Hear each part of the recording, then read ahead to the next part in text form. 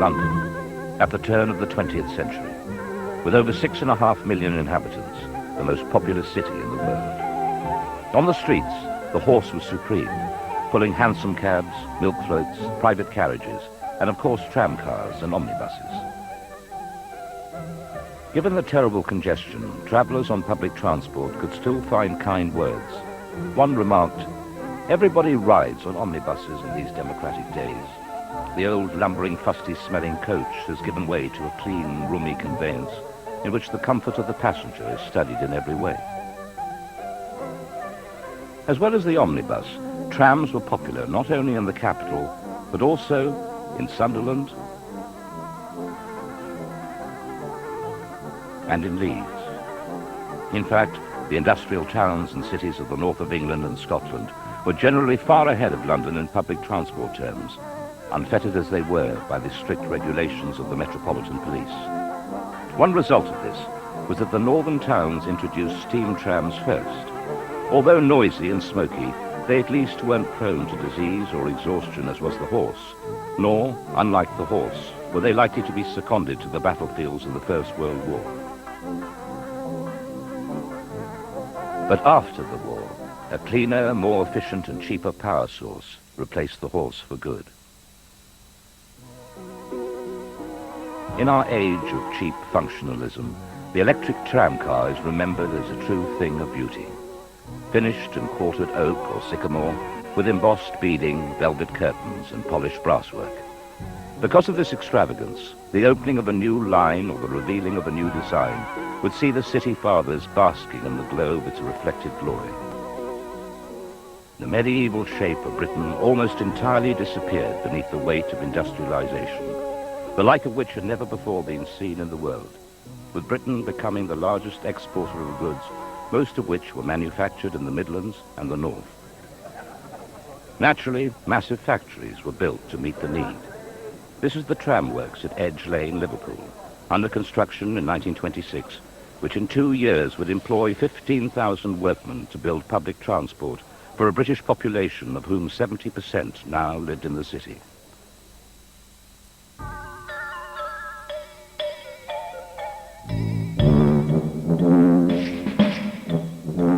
But industrialization wasn't only about the anvil and the furnace. Other, less heralded jobs had to be done as well.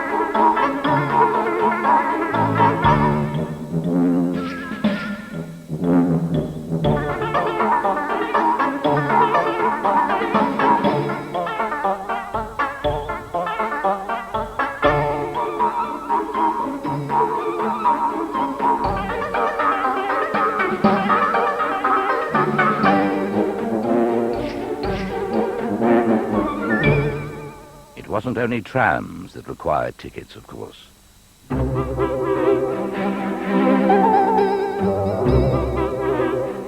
Although the combustion engine had existed since 1885, the 20th century began without a single motor bus to be seen on the streets of London. But 20 years later, it was threatening the very future of the electric tram itself. The ability of the bus to run without tracks, its superior reliability, and the well-integrated and well-organized group of companies who ran the services all spelled trouble for the tram in the long term. But it wasn't all straightforward for the buses or their drivers. Pneumatic tires were still being refined in the early 20s, and it wasn't until 1925 that one was developed to take the weight of a fully laden bus, and the bone-shaking solid tire could safely be consigned to history. Formal timetables weren't really recognized, and the ability to drive like this may have come in useful when battling the pirate buses that sought to steal your train. It wasn't until 1933 that this haven of free enterprise was regulated and the London Transport Body was set up. But if the bus was challenging the tram, it too was being challenged from beneath the ground. The world's first underground railway opened in London in 1863. Electricity replaced the original steam power in 1890. In 1926, when the Edgware to Morton line was opened, this radical idea for relieving congestion on the streets had already taken root abroad.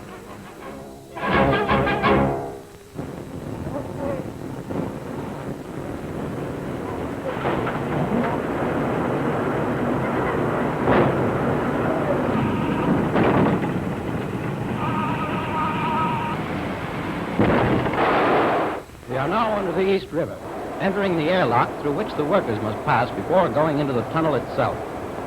Inside this sealed steel chamber, the men are put slowly under pressure, equal to that in the tunnel, about 30 pounds to the square inch. Once the lock pressure equals the tunnel pressure, the men are released from the lock, and the crews go to work. It requires great skill to put the steel plates rapidly in place. The pressure limits the time the men can stay down here. But the work goes on without a hitch, and the tunnel, which is more than a mile long, will be finished in 1932. After that, the tracks, now in use, will be replaced by tracks over which subway trains will carry millions from lower New York to Brooklyn. One proposed alternative to the underground, and a minor footnote in the history of city transport, at least in Britain, was the monorail. Seemingly, it was too expensive and unsightly for any city councils to contemplate.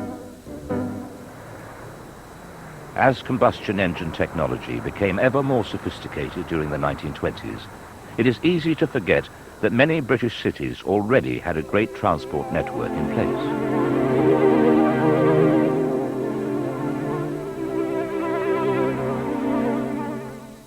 Canals were a product of the Industrial Revolution in the 17th and 18th centuries. Indeed, many have argued that without them, the revolution itself could never have happened. Their influence waned in the 19th century under the power of steam.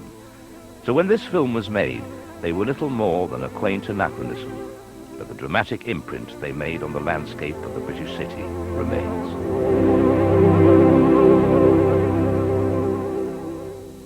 Back in the modern urban world of the 1920s, trams were still locked in battle with the bus.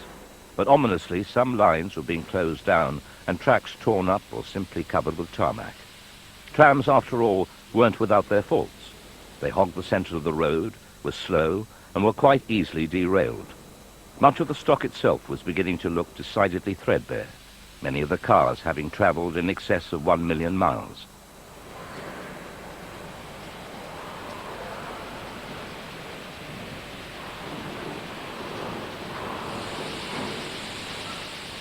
Councils were withdrawing investment, and the sycamore brass and velvet had to be carefully coaxed through a few more thousand miles.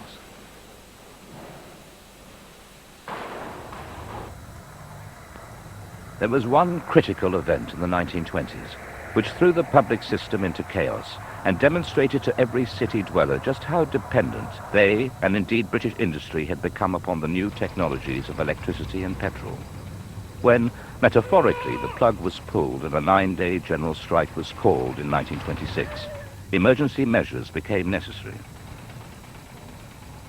The private motor car had become increasingly affordable due to the efforts of Ford with its Model T and the fierce competition between the British manufacturers Morris and Austin, which was driving prices down. However, the leaders of the strike knew that whoever controlled the means of mass transportation had the biggest bargaining chip in their hands.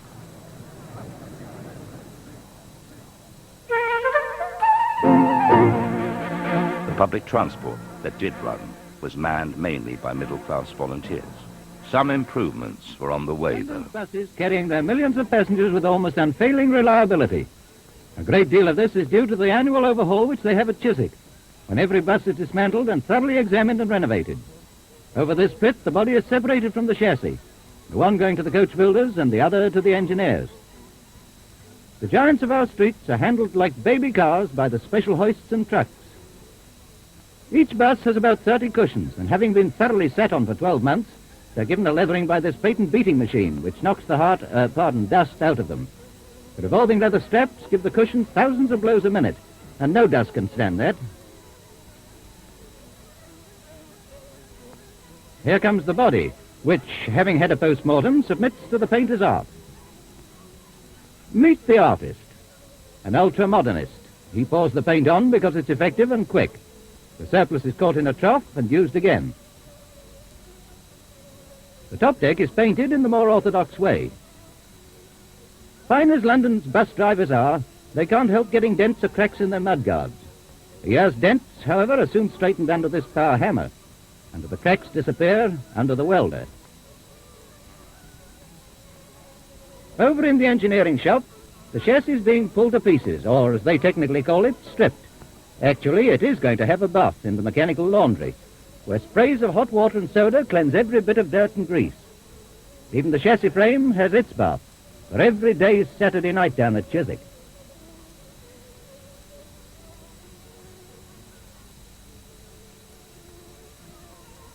All the mechanical parts are tested. This crankshaft was a little out of true, so the hydraulic press stepped in, or rather on, and straightened it to within 1/1000th of an inch. It's a tribute to the fine quality of the steel. Now the wearing parts are being ground to perfection. Every part of the chassis is treated with the same thoroughness, and eventually they gather together ready for reassembling. All have been tested both separately and when they become a complete chassis once more. They've got an easy way of starting. The back wheels are revolved on rollers by engaging a gear and letting in the clutch, and the engine throbs into renewed life. All that's required now is the body. The pneumatic hoist by which it is lowered can adjust the setting to 1/8 of an inch, yet the body weighs 3 tons. One of the most remarkable engineering achievements of its kind is well underway. The new underground railway is burying deep into the heart of the city. Workmen are digging, delving, and drilling, and thousands of tons of earth are being removed to fill up other holes in the road. Across Europe, civic pride had always motivated development. Fascism saw efficient public transport as a good advert for their political system, and therefore poured money into it.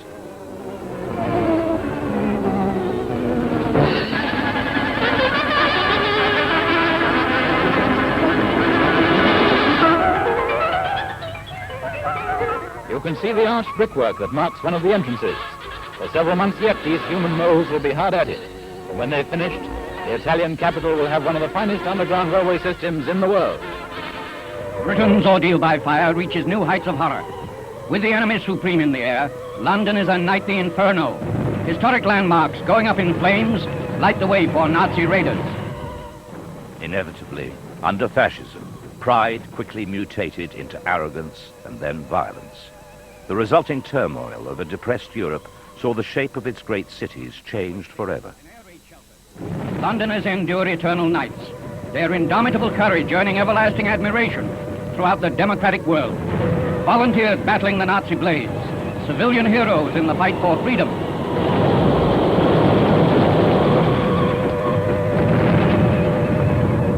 England, like the fighting Prime Minister, holds its head high above the ruins left by Nazi bombs. Britain can take it, and Winston Churchill voices the defiance of a determined people.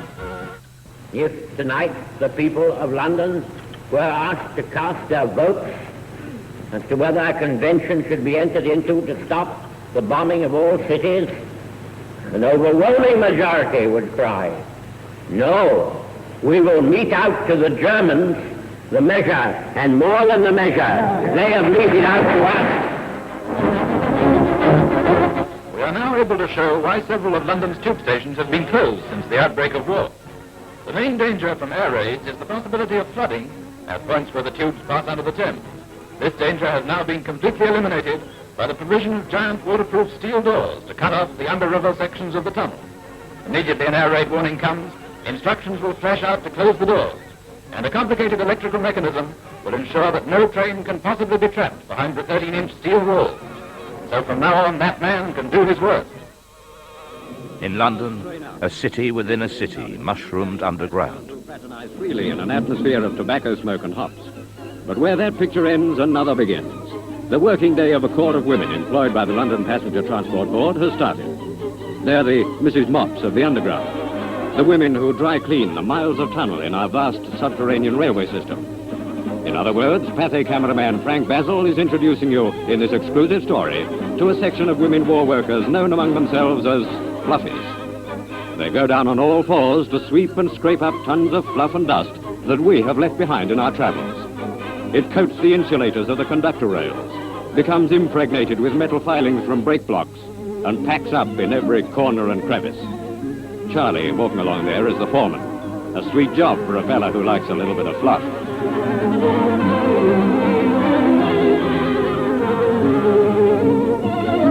There's no time for reading between the lines, but a fag helps to take the taste of dust out of her mouth.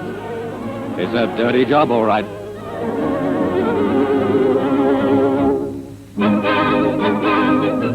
The walls of the tunnel are coated thick. Perhaps you hadn't realized it, but that is an accumulation of dust and fluff from passengers' clothing. A potential danger because it's inflammable.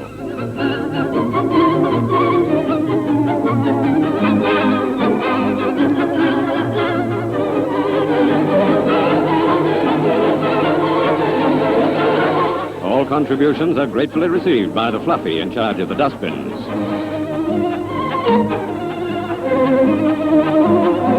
Early morning scene as the gang knocks off. It won't be long now before the current is switched on again for the first train of another day. Look out, Mum, you'll have the wall down.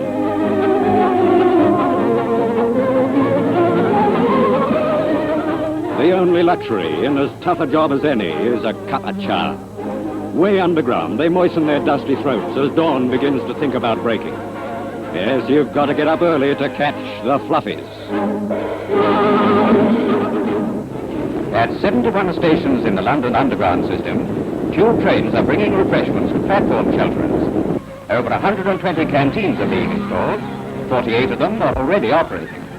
When the provisions are unloaded, the canteen attendants set up shop while their customers lay down their beds for the night. There may be a blitz going on hundreds of feet overhead, but down below, tens of thousands of shelterers are going to make short work of 250,000 cups of tea and cocoa, to say nothing of buns, cake, apples, and chocolate.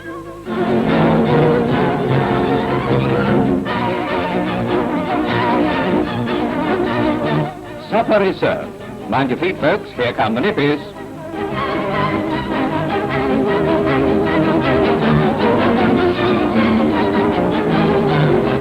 Boy, oh boy, has he been waiting for that. Now then, Grandma, wake up or you'll have night starvation.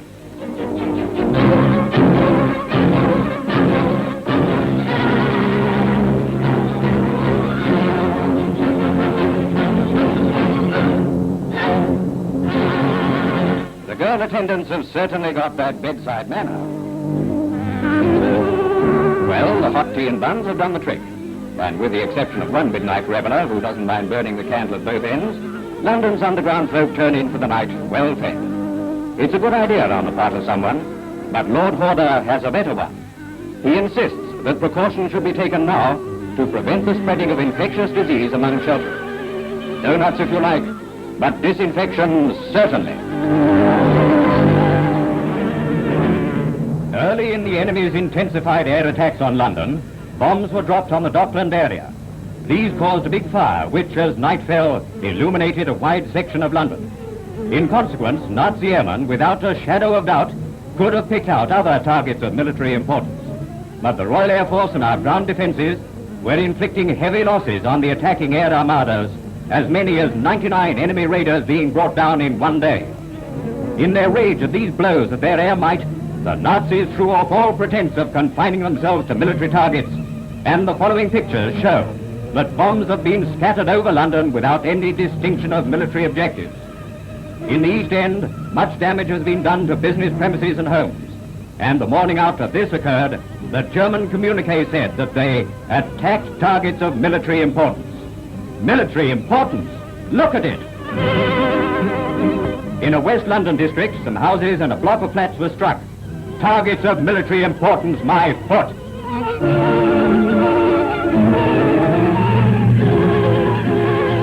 A bus was blown over like a kid's toy by a bomb which burst across the road.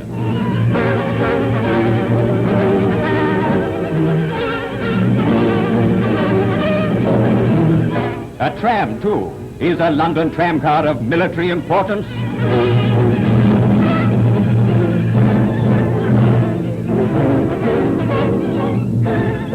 Any war the Hun has ever fought has been aimed chiefly at the civilian. The coward always attacks the weak. A bright thought in the midst of scenes of devastation. What London goes through in the darkness of night is comparable only to the punishment being meted out by us on the war factories and truly military objectives of our despicable enemy. The king goes among his people to sympathize with them in their trials. He has a word of encouragement for all, including the ARP workers who have worked so magnificently in the cause of humanity. While Hitler and Goering are battering their heads against the indestructible wall of British civilization, tenacity and courage, we are proud to present faithful pictures of how, despite the Nazi methods of warfare, Britons will never bend the knee to force. Whatever has happened or may happen, we shall come through smiling. This is a fairy story about a bus ticket which after the journey was dropped and fell asleep and dreamed. It dreamed that it could get up and move about and fly through the air and take up any form it fancied. Well, you know, just as you and I have often dreamed. However, our little ticket rather fancied itself for something more than just a little scrap of paper and decided first on the shape of a butterfly. As it's so easy to do as you like in a dream, it changed into the form of a bird. But, as ours is a very up-to-date ticket, it decided on something totally different altogether. It knew about the war and what a little scrap of paper can do to help. It knew that in one ticket there was enough paper to make 4 wads for rifle cartridges.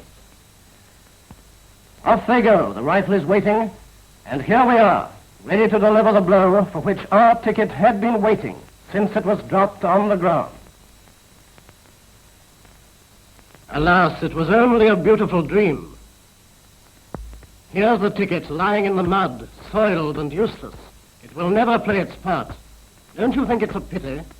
If all the 3,000 million tickets issued in London every year were saved, they'd provide all the cartridge wads for 8 million fighter sorties.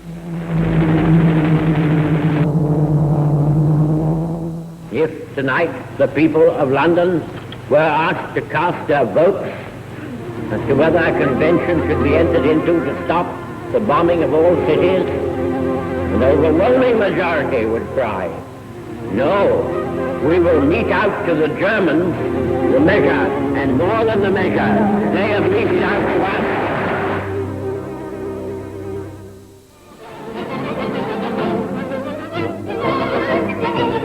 Geared up to handle 11,000 men a day, the government's demob machine gets into full swing with a broadcast statement from Mr. George Isaacs, Minister of Labour.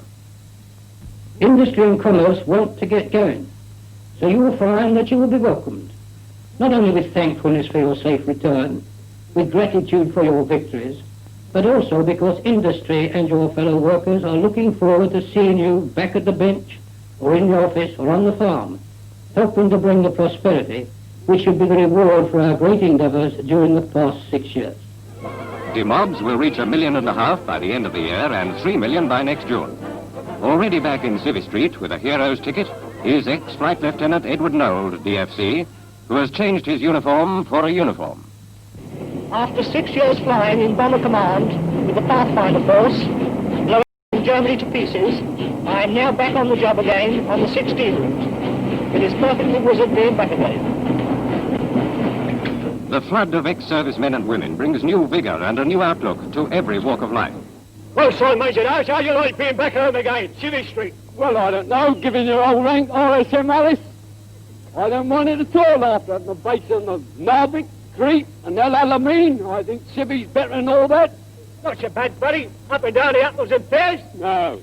Well, Alice, old boy, putting all jokes on one side, with all the army's good life, with all the lining up and queuing up, going without this, going without that, I'll tell you this much. You give me something in life, and I'm very pleased to be back on the old job again. What say you, chum? Blimey, not off, buddy. Now here's a man who typifies millions of ex-Tommy Atkins now falling right into the old breakfast time routine. Buried behind their morning papers, creatures of habit still, they're behaving exactly as they did the morning the last war broke out in 1939. On that day, too, they nearly missed the 8:15.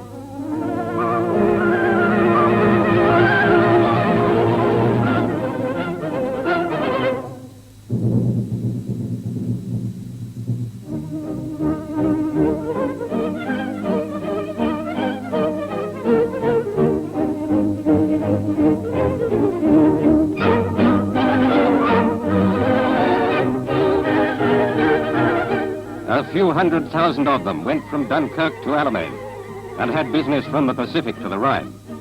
Yes, they're quite a type.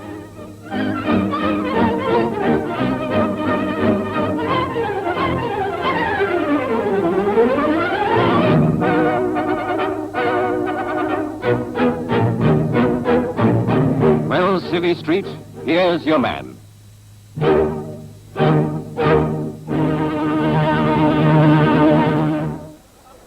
He, and the millions of commuters like him, can scarcely have guessed how far public transport would be brought into the political foreground.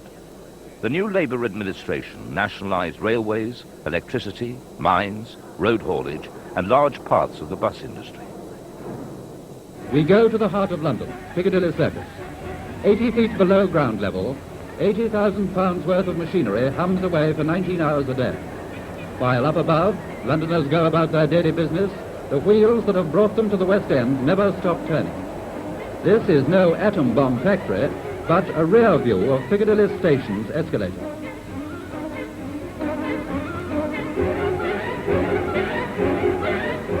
Set at an angle of 30 degrees, the 158 escalator steps climb 84 feet in their 30-second journey. A maintenance staff is always on duty to ensure smooth running.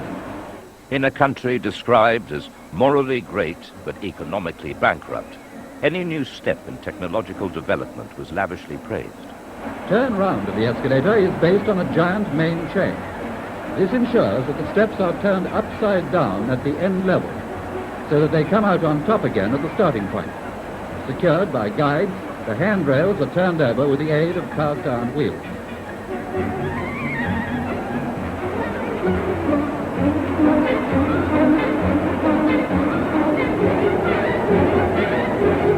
To Piccadilly's 110,000 daily passengers, the escalators provide a 30-second rest for 220,000 weary feet.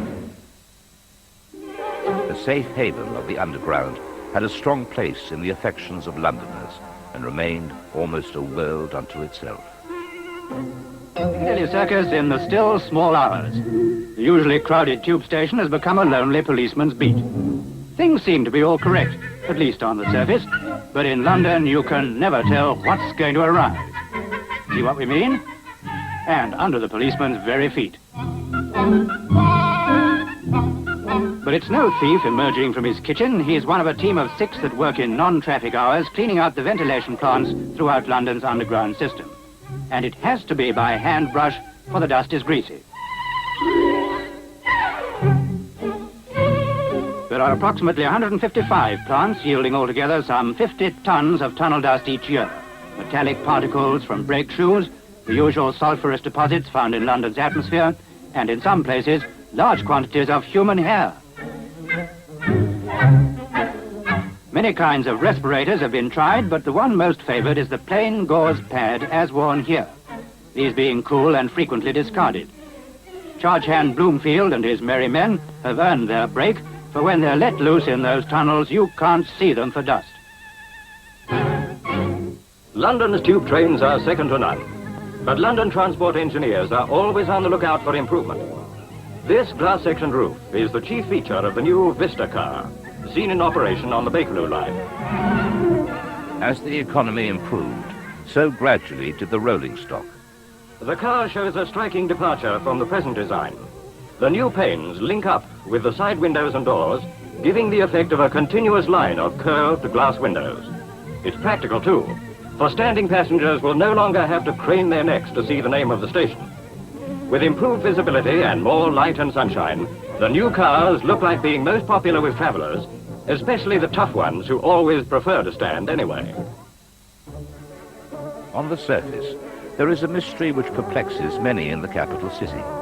Why the river which runs through the centre has been so grossly underused. This was just one of the many post-war attempts to run a river bus service from Charing Cross Pier.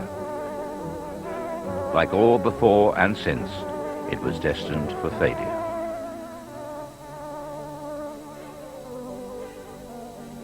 On the road, time was finally called on London's tram services in 1952. It's goodbye to the old clangers as London's last tram week comes to an end, and they're doing good work to the end. Fares taken on this one go to help the Infantile Paralysis Fund.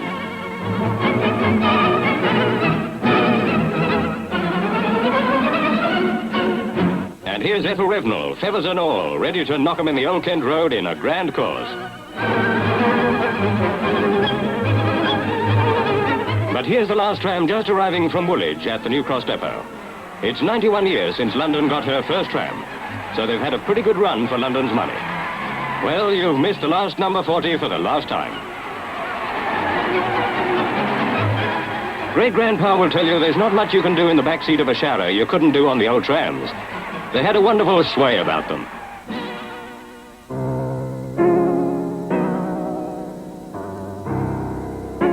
The plan to kill them off was originally hatched in 1933, but the war had postponed it. A newspaper editorial went thus: "It is, with the deepest regret, that I confess I was prevented from joining in the last tram jollifications at Tooting Broadway at midnight on Saturday. In my view, the front seat on top of a tram is a delectable position to occupy. In the bow window, one can imagine oneself on top of the world. When the tram is in a frolicsome mood, which a bus never is, one can imagine oneself on a bucking bronco in Wyoming or on a switchback at Mitcham Fair. The thought that I shall never again see or hear a tram at Tooting Broadway gives me a pain in the heart. Be hanged to your buses and underground railways. What friendliness is there in them? What romance?" No, it's not the latest brainwave for putting comfort into nationalised transport. And it's got nothing to do with young Johnny's hopes for a headmaster's conference. Bert Fisher's a man who just can't help falling down on his job. He's the world's first professional faller off of buses.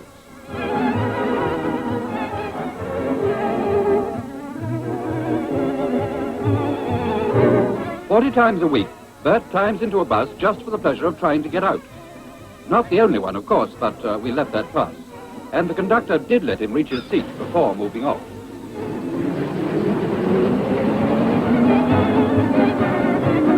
Ever do that yourself?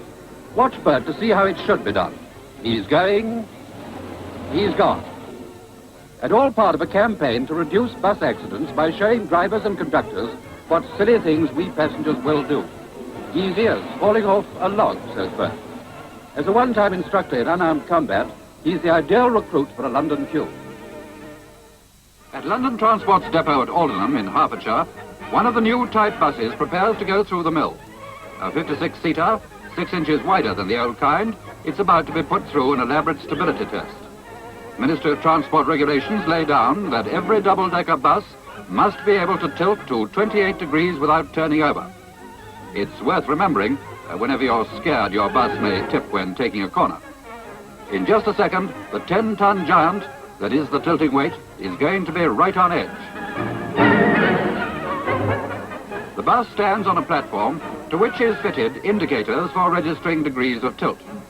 Next, the upper deck is loaded with sandbags, 1.5 hundredweight representing one passenger, nearly 2 tons weight all told.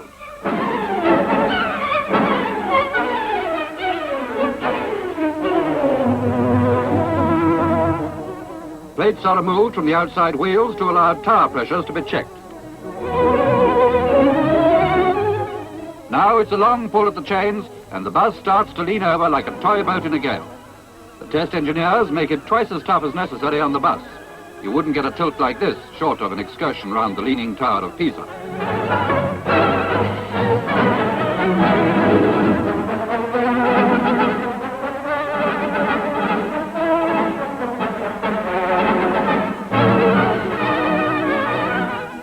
"28 degrees of tilt for the chassis, 34 for the body, and the bus is all but balancing on edge.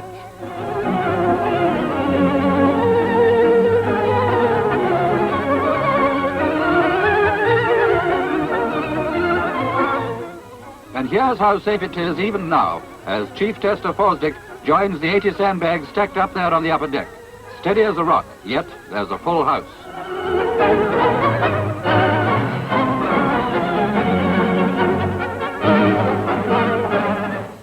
At this angle, the bus is stabilized by its own weight, a tribute to perfect design and manufacturing. So nicely balanced that even a finger's pressure can swing it.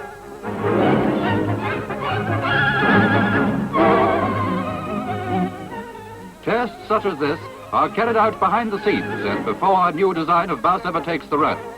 The guarantee of safety behind every ticket. These Leyland Titans were the direct result of post-war standardization by London Transport. They were well engineered, efficient and reliable, and joined St Paul's and Tower Bridge as icons of London. Leyland's great competitors were AEC, whose approach to design was more adventurous. Lord Brabazon hands over one of the latest type buses to Leeds Corporation, the first of a fleet of 135. The new bus's controls are so simple a one-legged man can drive it. And here's Alderman Rafferty, chairman of the Leeds Transport Commission, the ideal man to prove it.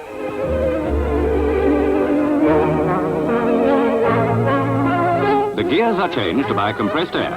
The drive is continuous through a fluid flywheel. There's no clutch, the only pedals are brake and accelerator. The City of Leeds plans to abolish all its trams as these revolutionary buses come into service.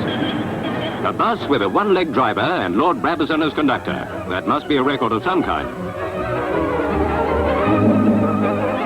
Just put her in gear when you're starting on a hill. She'll stay where she is till you accelerate.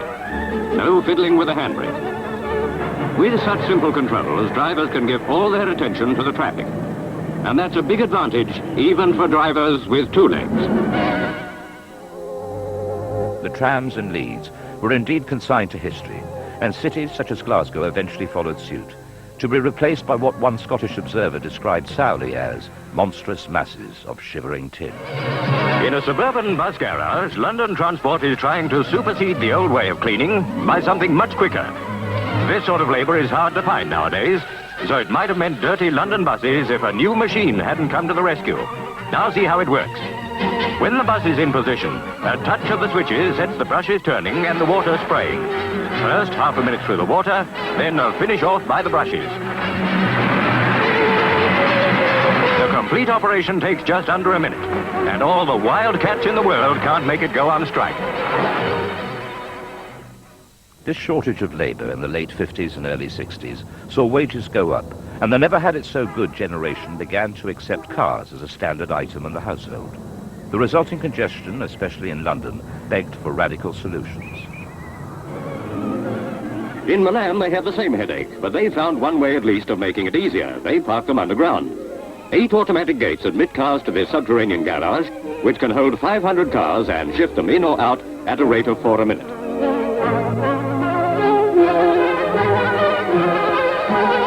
Each car is taken to a lift, and from then on it's all automatic. First, the car is slid into the lift on a dolly, which jacks it securely in place as the lift gates close.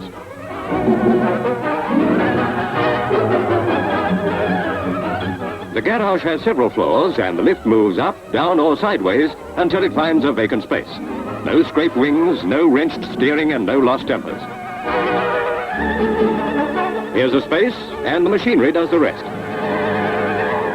Trouble-free parking, and all the more room on the streets. Now, how about it, London? Some ideas weren't embraced wholeheartedly by the British. Some others were. It's no good smiling sweetly at a police constable. These things are glamour-proof and quite infallible. A factory on the Keaton bypass is turning them out in hundreds. A coin starts the meter working, and when your time's up, it says so.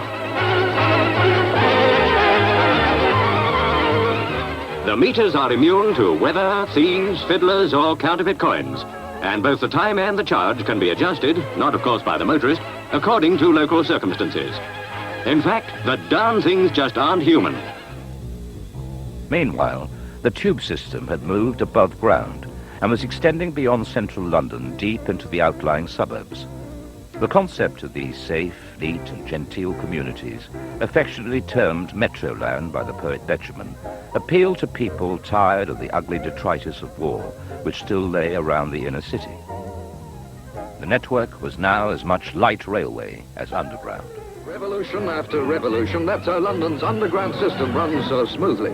Not much room for improvement, you'll think, until first you study the old methods before seeing the biggest revolution of all, a press-button, foolproof control desk. For example, here is Arthur Toy. He's been a signalman for 4 years.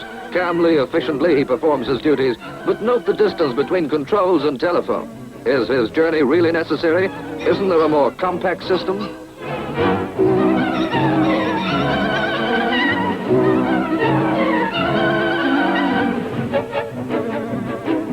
Note, too, the brawn needed as well as brains for this work.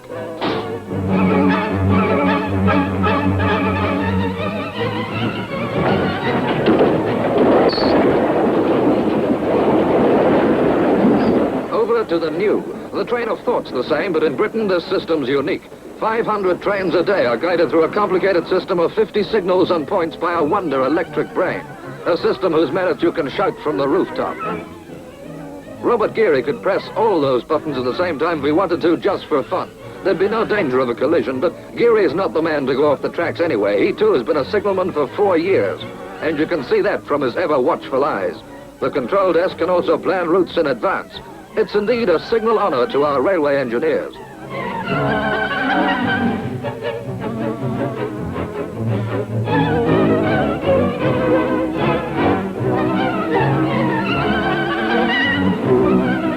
Microphone and loudspeaker replace telephone so that the signalman is free to manipulate the controls all the time. The 43 transparent plastic buttons, they glow red, yellow or green, need only fingertip pressure. In the unlikely event of the system breaking down, there are these emergency signals operated either by hand or automatically.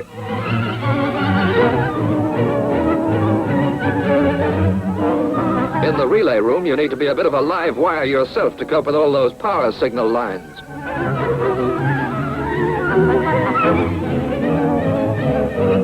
It's a relief for signalman Geary when station master William Neal arrives. A few words of explanation are enough. The controls tell the rest of the story.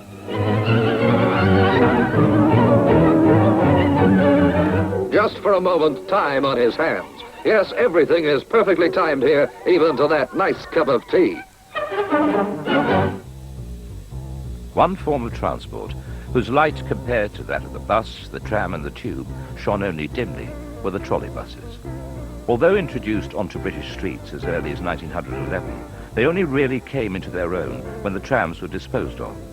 But no sooner had they achieved dominance than the price of diesel plummeted, making the motor bus irresistibly cheaper.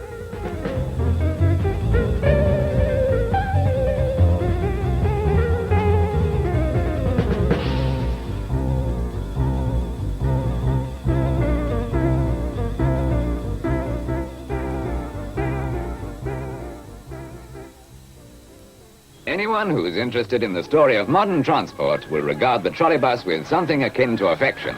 But on this occasion, the proud giant is being propelled, almost against its will it seems, by a bulldozer. And reason is that this is the end of the line, in every sense. Despite its comparatively short life, the trolley bus is gradually being replaced, in London at least, by the diesel bus. And the end of the line is the breaker's yard. In the next 3 years, some 1,400 trolleys, about 7/8 of the entire London transport fleet, will come out of service in a dozen stages. Many of them will still be in excellent condition, but unless other cities in this country and abroad are prepared to buy them, they're all destined for this sort of treatment. Incidentally, fancy doing this sort of thing and getting paid for it.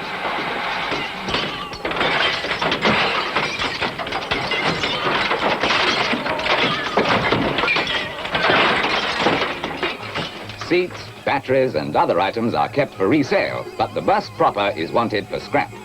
Bear in mind that each one weighs approximately 9 tons and yields some 7 tons of scrap, which includes, apart from iron and steel, aluminium, copper and phosphor bronze.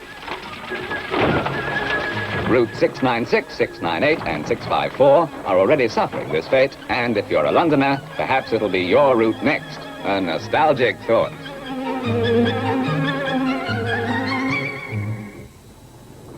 The The underground system had a modern and cohesive style of functional architecture, recognized and admired the world over.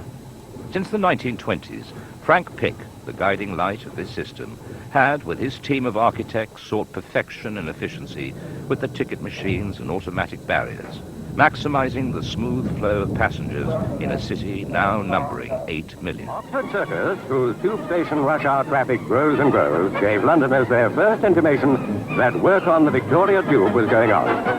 Last August bank holiday weekend, the circus was closed to traffic while what they called an umbrella was built over the roadway. It made possible the complicated probing and digging amongst the maze of cables, pipes and drains, which have multiplied since the tube station was built.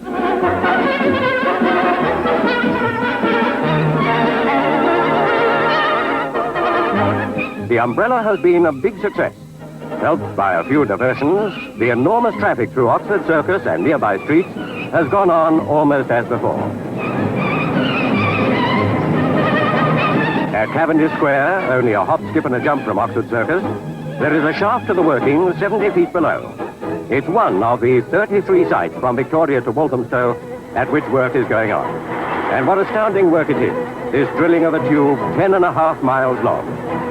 A shield 9 feet long, 23 feet in diameter, is hydraulically rammed through the clay, which has to be dug away by men using pneumatic spades.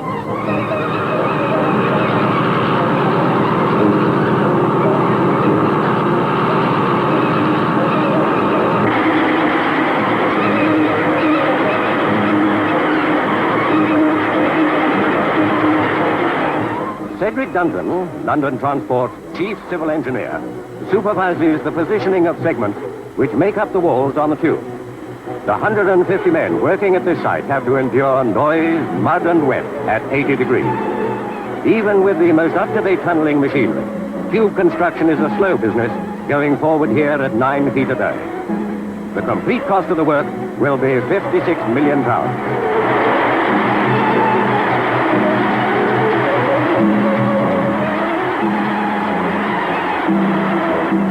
All the clay dug out has, of course, to be taken up to the surface. And from there, lorries take it to be dumped in disused quarry pits in the home county.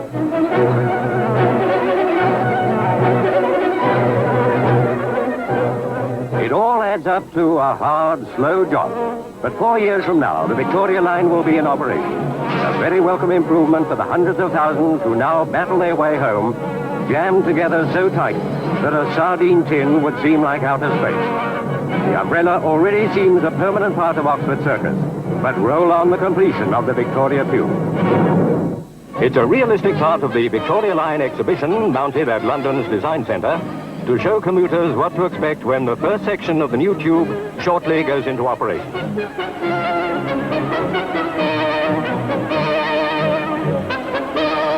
A typical platform promises more comfortable seating, for one thing. But there's a rough time ahead for would-be fare dodgers. They're introducing automatic fare collection. Only the right ticket will persuade the robot inspector to open the gates.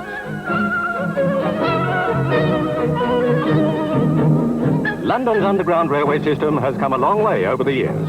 Pre-war bone shakers are bad memories. The new £80 million tube will carry 25,000 passengers an hour deep below the metropolis. The tube found that it had a great technological advantage over the streets above. It could make the pavements move. The Travelator. At long last, it's the end of the drain. The old tunnel has met its Waterloo. Pity somebody didn't tell this old boy.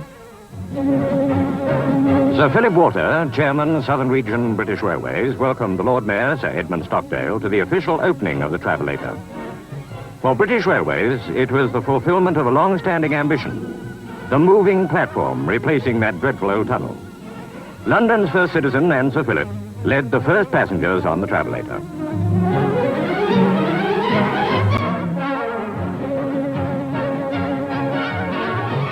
It is a platform, not like the escalator or moving stairway. Up or down the almost 100-yard-long Travelator, driven by two 85-horsepower motors, more than 13,000 passengers will be conveyed in the peak hour. The speed, 60 yards a minute. 488 segments of special aluminium make up the moving platform. It has taken 3 years to construct. A few hours after the opening, in its first rush hour, the Travelator was a big success. But no matter what enticements lay underground, it was becoming harder to persuade Britons away from their cars, even if it would mean in the future finding themselves at the wheel of one of these.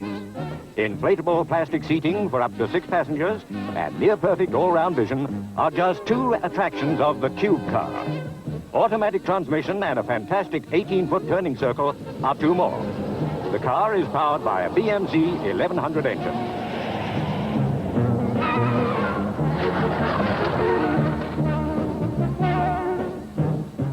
103 square feet of specially toughened safety glass, plus a roof of heat-absorbent glass, comprise the bodywork above chassis line. Performance is restricted by the lack of streamlining, but a top speed of 50 miles an hour is much more than enough for town work. Several of the cars, which cost about £900 in Britain, have been ordered by French customers with keen interest by other countries. Great, but the car's useless for courting. If you've got to stand, stand in comfort. Seems to be the motto of London Transport. That's why they're introducing Red Arrow, pay-as-you-enter buses to ease the rush hours. Standard fare is 6pence for the journey between Victoria and Marble Arch at peak times, and a circular service taking in Oxford Street during the lull. Change machines take the place of conductors. Buses, like the Underground with its robot inspectors and travellators, became more functional and less labour-intensive, and perhaps less memorable. 6 of the experimental buses will go into service on April 18th. Each can accommodate 73 passengers, 25 seated, 48 standing, with exit and entry doors controlled by the driver. Not luxury travel, but functional. In 1969, the Victoria line eventually rumbled into service. Queen, who opened stage 3 of the line, it was only the second trip of her life in the Tube. But the very automated facilities of what is now the most technically advanced underground services in the world are a far cry from those of 30 years ago when she made her other Tube journey.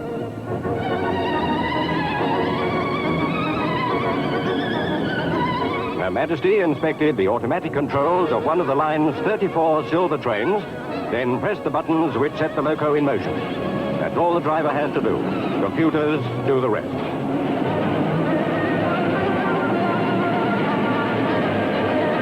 The Queen stayed at the controls for the short journey between Green Park and Oxford Circus, 2 of the new stations which, plus Victoria, comprise the West End section of the Victoria line. Accompanied by officials of London Transport, the Queen then made the return journey in one of the bright modern coaches. Her Majesty, incidentally, was the first reigning monarch ever to ride on London's Underground.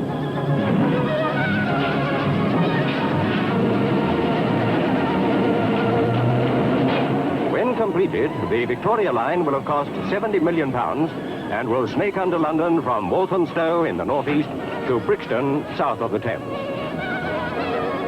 Named after Queen Victoria, the new Tube route was officially opened by Queen Elizabeth II.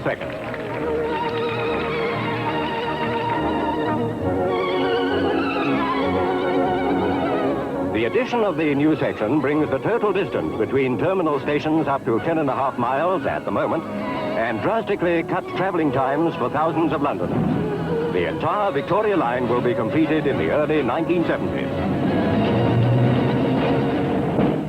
The story of public transport in Britain has always been the struggle between serving the needs of the public and successive governments stopping local authorities from spending the taxes of those very same people. But there have been some exciting developments, although they have depended almost as much on private money as public. The Docklands Light Railway opened in 1987. These fully computerized, driverless trains were built to link Docklands to the City of London. Significantly, London Transport passed on responsibility for it to the London Docklands Development Corporation in 1992. Deregulation of buses, although rampant elsewhere, has yet to be introduced into London, but remains pending. There are some people who are also daring to suggest the notion of privatizing the Underground. Exactly who will be prepared to buy it and give it the vast investment it needs has yet to be made clear. What is clear is that the resident and the visitor require and deserve a service befitting a capital city. As to whether they will get it rests upon a rekindling of the civic pride of earlier generations, and not just upon the computer-generated fantasies of our own.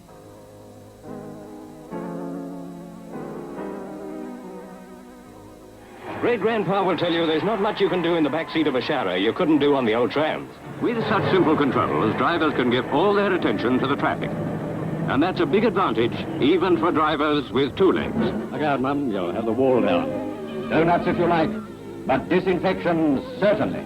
Targets of military importance, my foot. With all the army's good life, with all the lining up and queuing up, going without this, going without that, I'll tell you this much.